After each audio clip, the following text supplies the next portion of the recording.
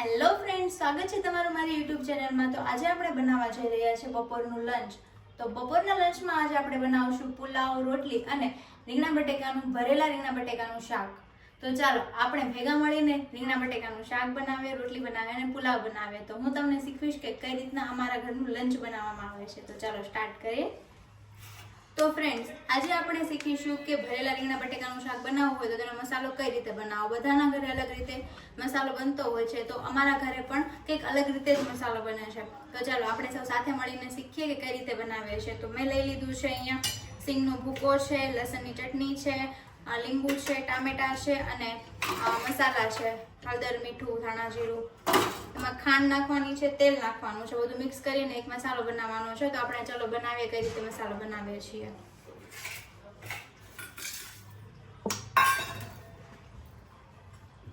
તો બધી વસ્તુ આપણે મિક્સ કરી લીધી છે।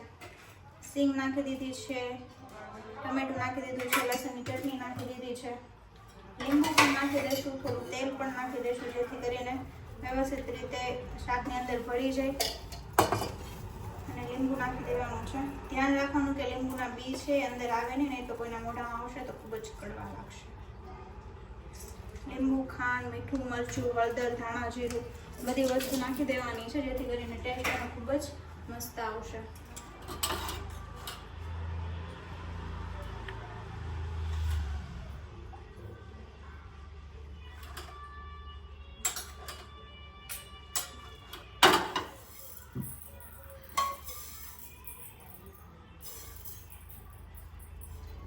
બધી વસ્તુ નખાઈ ગઈ છે, હવે આપણે તેને વ્યવસ્થિત રીતે મિક્સ કરી લઈશું। તો ફ્રેન્ડ્સ, મસાલો બની ગયો છે, જોઈ શકો છો કેટલો મસ્ત મસાલો બન્યો છે। તો હવે આપણે એને વારાફરતી બધા રીંગણાની અંદર આપણે ભરી લઈશું। રીંગણા ખૂબ જ નાના નાના છે, વ્યવસ્થિત રીતે એને ધોઈ અને પછી આની અંદર મસાલો ભરી લેવાનો છે। અને એના જે રીંગણાના ઉપરના ડીટીયા છે થોડાક કાઢી નાખવાના છે ને થોડાક રહેવા દેવાના છે, એકદમ સાવ કાઢી નાખવાના નથી। આ રીતે આનો મસાલો ભરી લેવાનો છે રીંગણામાં વારાફરતી। એનું પાણી અંદર જે હોય એ બધું બહાર કાઢીને વ્યવસ્થિત રીતે અંદર આપણે એનું સ્ટફિંગ ભરી દઈશું।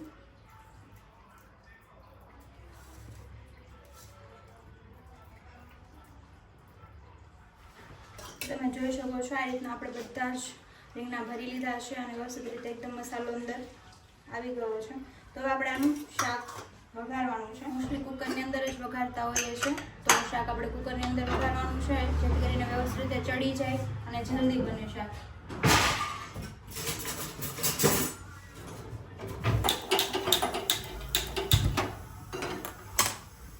સૌપ્રથમ આપણે તેલ નાખશું, 2 થી 3 પાવડા તેલ નાખશું।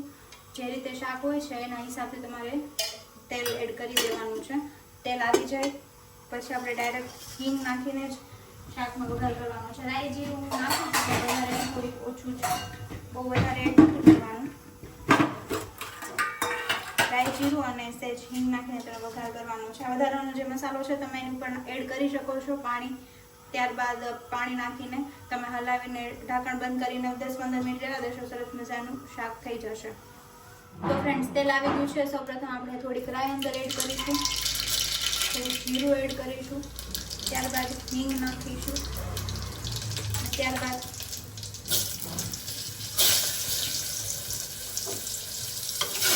રીંગણા નાખી પાણી નાખીશું।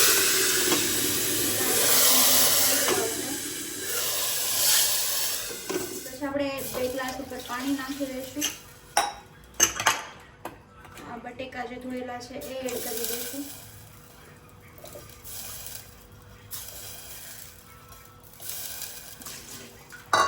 અને ત્યારબાદ ઉપરથી થોડીક હળદર,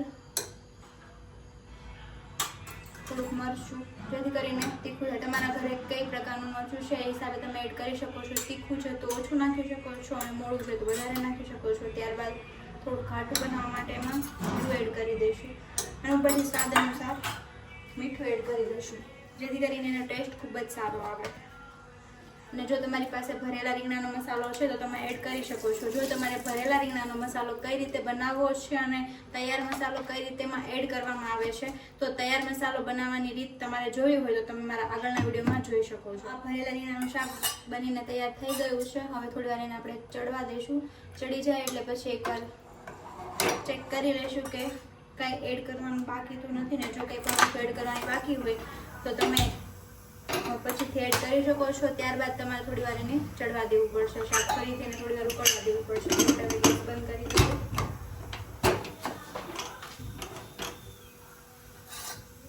તો હવે આપણે પુલાવ બનાવવાનો છે. તો પુલાવ કઈ રીતે બનાવવાનો છે અને બધો મસાલો તૈયાર કરી લેવું. તો ફ્રેન્ડ્સ હું તમને બતાવી દઉં પુલાવમાં કઈ કઈ વસ્તુ યુઝ કરવામાં આવશે. તો પુલાવમાં ટામેટા છે, કેપ્સિકમ મરચાં છે, બટેકા છે અને લસણ છે. લસણને આપણે ઝીણી ઝીણી કટકી કરી લેવાની છે. ત્યાર પછી આપણે એક કુકરમાં થોડું તેલ મૂકીશું. પુલાવ બનાવવા માટે ખૂબ જ ઓછું તેલ યુઝ કરવામાં આવે છે. તો આપણે બસ 1-1.5 પાવડા તેલ જ નાખીશું, વધારે નહીં એડ કરીએ. થોડી વાર તેલ આવી જાય ત્યાર પછી આપણે રાઈ જીરું નાખી દઈશું. ત્યારબાદ હિંગ નાખી દઈશું.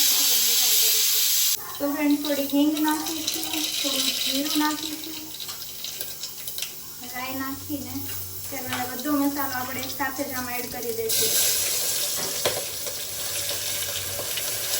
થોડો થોડો બધો મસાલો એડ કરી દઈશું.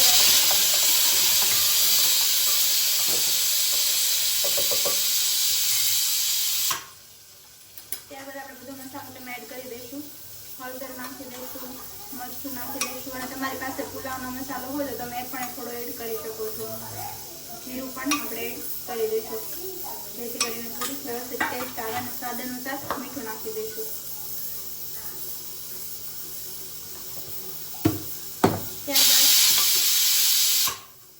ત્યારબાદ શાકને થોડી વાર આપણે આમ જ લેવા દઈશું જેથી કરીને થોડું થઈ જાય.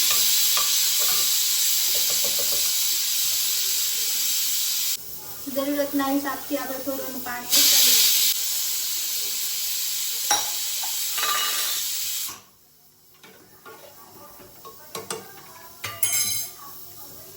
ત્યારબાદ 2 પાણીથી આ ચોખા ધોઈ લીધા છે એ પણ આમાં એડ કરી દઈશું.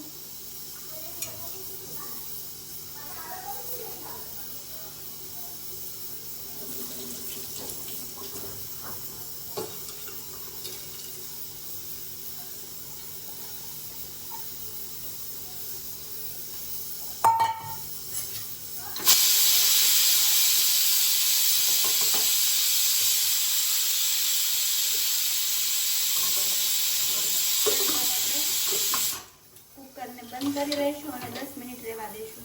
તો ફ્રેન્ડ્સ પુલાવ પણ બની ગયા છે. હવે આપણે સ્ટાર્ટ કરીશું રોટલી. તો રોટીનો લોટ મેં પહેલાથી બાંધીને રાખ્યો હતો જેથી કરીને થોડું કૂણ આવી જાય. તો આપણે રોટલી બનાવી લઈશું.